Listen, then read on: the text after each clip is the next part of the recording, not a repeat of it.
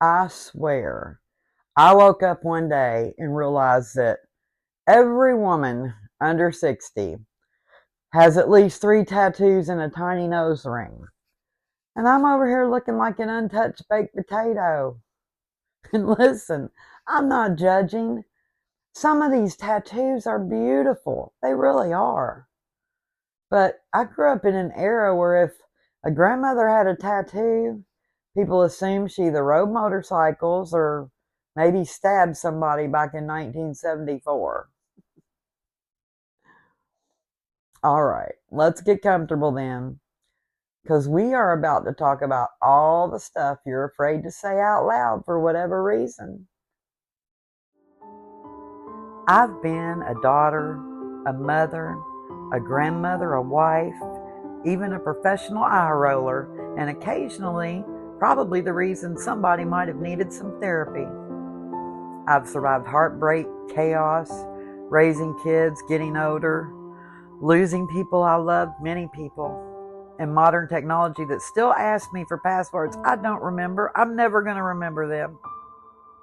One minute life is loud and messy and overwhelming, and the next thing you know, you're staring at old photographs, wondering where the years went, or looking in a mirror wondering who that old woman is. But around here, we tell the truth about life. The funny parts, the painful parts, and the questions maybe you've been too embarrassed to ask somewhere else. Because somewhere along the way, you started wondering if something was wrong with you.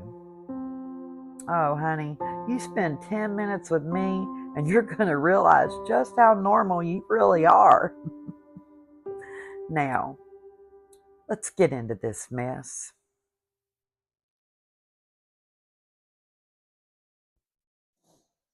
Hey there, mama bears and professional eye rollers. At this point, I think I may officially be the last middle-aged woman in America without a tattoo. Seriously, everybody's got one now. Young people, grandmas, soccer moms, accountants, nurses, church ladies, people named Brenda, you name it. Everybody's walking around looking like emotionally damaged coloring books. And honestly, part of me feels left out because tattoos are so normal now that if somebody doesn't have one, people look at you like, oh, were you raised Amish? Seriously. But let me tell you something.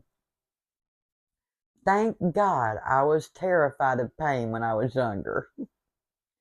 Because if 22-year-old Tammy had gotten tattooed, oh, honey, there would have been some deeply regrettable nonsense permanently attached to my body. I already know this. I'd probably have a tramp stamp with barbed wire, or a dolphin jumping over a moon, or a Tasmanian devil in sunglasses. I don't know. Some inspirational quote spelled wrong. Well, no, that wouldn't happen. I was a good speller, but still. And don't even act like y'all make good choices either. Some of y'all walking around with ex-boyfriends' names, Chinese symbols nobody translated correctly, butterflies, tribal armbands, dream catchers, faded roses that now look like haunted cabbages. And can we discuss how some of these tattoos age? Because they're pretty funny. Because those tiny, delicate little tattoos that young people get now, gravity is undefeated. That cute little hummingbird on your hip is eventually going to look like a startled turkey vulture fighting for its life. I promise you this. Now listen, I actually like tattoos on other people. Some of them are beautiful. Some are meaningful. Some are artistic. Some tell stories. And honestly, a lot of younger people express themselves through tattoos in ways that our generation never really did. I understand that. But I also know myself. I change my mind way too much to permanently commit to wallpaper, hairstyles, couch pillows, or even side dishes at restaurants. You think I should have been trusted with the forever body decision at 19? Oh, absolutely not. I'm so glad I didn't.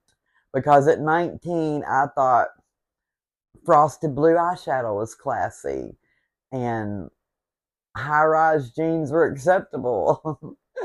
And men with mullets made solid life partners. I mean, clearly, my judgment could not be trusted. But now I got a new fear. And I know I'm not the only older white woman thinking this. I'm starting to worry that maybe my pale self is going to disappear in the casket. Just lay there looking like an uncooked biscuit or something. Everybody else is going to have memorial sleeves and meaningful artwork, angel wings, roses, scriptures, family tributes. And I'm just over there looking aggressively untouched. The palest of the pale. And maybe my lack of tattoos is my tattoo. I don't know. Maybe my generation expressed ourselves differently. We wore giant hair and shoulder pads, frosted lipstick, and enough perfume to chemically peel paint. That was our body art. Nothing permanent, thank God. And another thing, have y'all noticed tattoo pain tolerance makes no sense? Somebody terrified of flu shots will casually say, oh yeah, I sat for 7 hours while they tattooed a screaming wolf across my rib cage. Excuse me, ma'am? I cried getting blood work last Tuesday because they had to stick me too many times. Now, before anybody gets offended, no judgment here. Your body, your choice, really.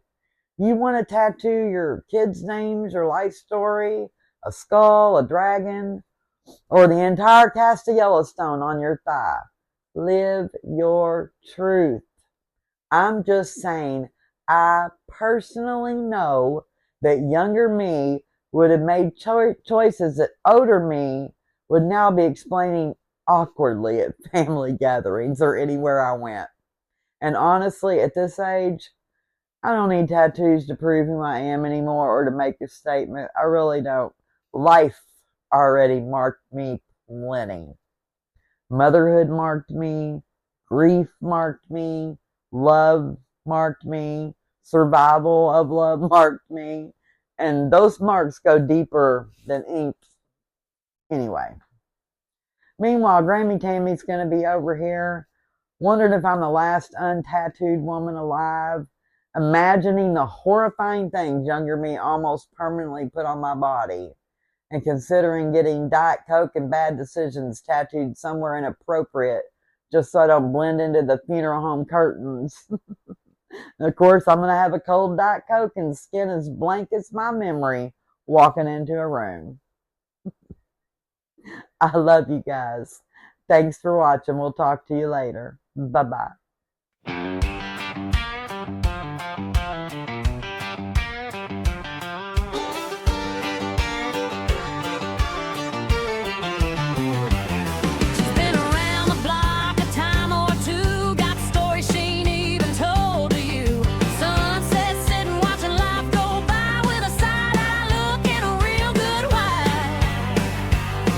Got a cold Diet Coke in her hand tonight and a whole lot less patience than she used to fight.